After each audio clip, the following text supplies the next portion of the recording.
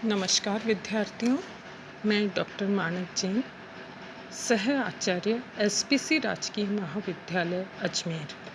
विद्यार्थियों, आज हम बीए पाठ तृतीय के प्रथम प्रश्न पत्र का अध्ययन करेंगे और प्रथम प्रश्न पत्र में हम आधुनिक भारत का इतिहास 1740 से 1956 तक के इतिहास का अध्ययन करेंगे। विद्यार्थियों, आज मैं आपको सिलेबस और कुछ पुस्तकों की जानकारी दूंगी। ये संदर्भ पुस्तकें हैं, टेक्स्ट बुक नहीं है, तो इस बात का भी आप ध्यान रखेंगे।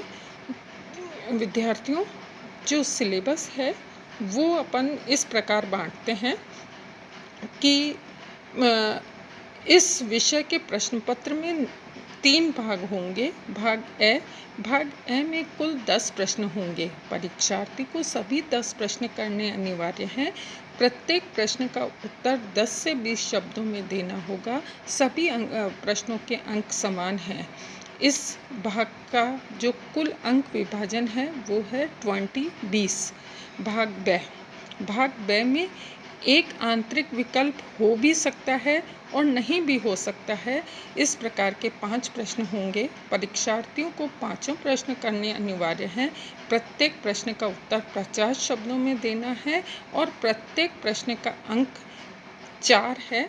इस प्रकार 4 × 5 = 20, यानी 20 अंक का ये भाग है। ए भाग 20 का, ब भाग 20 का, और तीसरा है स भाग। ये कुल 60 अंक का है और इसमें 5 प्रश्न होंगे और परीक्षार्थी को कुल 3 प्रश्न करने हैं। प्रत्येक प्रश्न का उत्तर 400 शब्दों में देना है। सभी प्रश्नों के अंक समान होंगे। तो विद्यार्थियों, पहली इकाई पानीपत का तृतीय युद्ध, उसके परिणाम। मराठों का महादजी सिंधिया और नाना फडणवीस के समय में उत्थान, मराठों अंग्रेजों में संघर्ष, मराठों की असफलता के कारण बंगाल में ब्रिटिश सत्ता की स्थापना और उसके परिणाम, शासन प्रबंध में परिवर्तन 1772 से लेकर 1773 तक, क्षेत्रीय शक्तियों का उदय जैसे मैसूर, पंजाब, अवध और ब्रिटिश सत्ता में संघर्ष और उसका ब्रिटिश साम्राज्य में विलीनीकरण। इकाई 2 है पार्ट 2, 1857 का विद्रोह, कारण, प्रकृति, परिणाम। ब्रिटिश सर्वोच्च सत्ता का भारतीय रियासतों में विस्तार 1856 to 1947। स्थायी बंदोबस्त, रैयतवाड़ी, महलवाड़ी, भू राजस्व बंदोबस्त और किसानों पर उसका प्रभाव। अगला है धन निष्कासन और उसके परिणाम। ब्रिटिश सत्ता के आर्थिक प्रभाव, भारतीय राष्ट्रीयता के उदय के कारण, नरम दल और गरम दल की भूमिका, भारत सरकार की 1919 तथा 1935 के अधिनियम की प्रमुख विशेषताएं।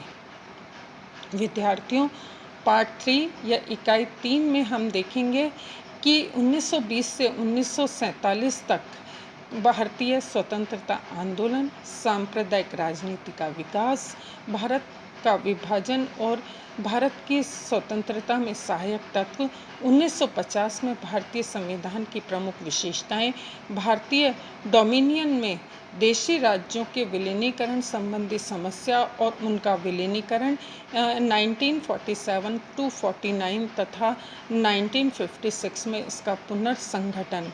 संदर्भ पुस्तकें हैं सुमित सरकार, आधुनिक भारत 1885 to 1947, ताराचंद, भारतीय स्वतंत्रता का इतिहास, खंड 1 से 4 तक, शर्मा बास, ब्रिटिश साम्राज्यवाद, भारतीय प्रतिरोध और स्वतंत्रता आंदोलन, विपिन चंद्रा, भारत का स्वतंत्रता संघर्ष, GN सिंह, भारत का संविधान एवं राष्ट्रीय आंदोलन। इस प्रकार हम इन संदर्भ पुस्तकों का अध्ययन करेंगे।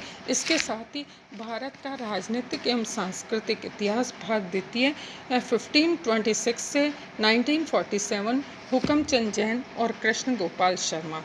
इस प्रकार ये पुस्तकें हमें लेनी हैं। तो विद्यार्थियों, आज मैंने आपके समक्ष आधुनिक भारत का इतिहास 1740 से लेकर 1956 तक का जो सिलेबस है वो मैंने आपको दिया है। इति धन्यवाद। कल हम पहला चैप्टर करेंगे कि पानीपत का तृतीय युद्ध और उसके परिणाम क्या रहे। Thank you.